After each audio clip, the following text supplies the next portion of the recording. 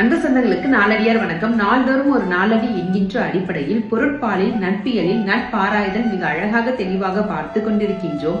ஒவ்வொரு பாடலிலும் சமண முனிவர்கள் யாரிடம் நட்பு கொள்ள வேண்டும், எப்படியெல்லாம் ஆராய்ந்து நட்பு கொள்ள வேண்டும் என்பதை பற்றி சொல்லிக்கொண்டே இருக்கிறார்கள். முந்தைய பாடலில் நம்பிக்கை இல்லாதவரிடம் நட்பு செய்தல் ஆகாது என்பதை பற்றி கூறினார்கள். இந்த பாடலில் எதனை கூறப்போகிறார்கள் என்பதை பற்றி பார்க்கலாம். அவரோடு பல நாள் பழகி நட்பு கொள்ளத்தக்கவர் இன்னார் என்று ஆராய்ந்து நட்பு கொள்ள வேண்டுமா?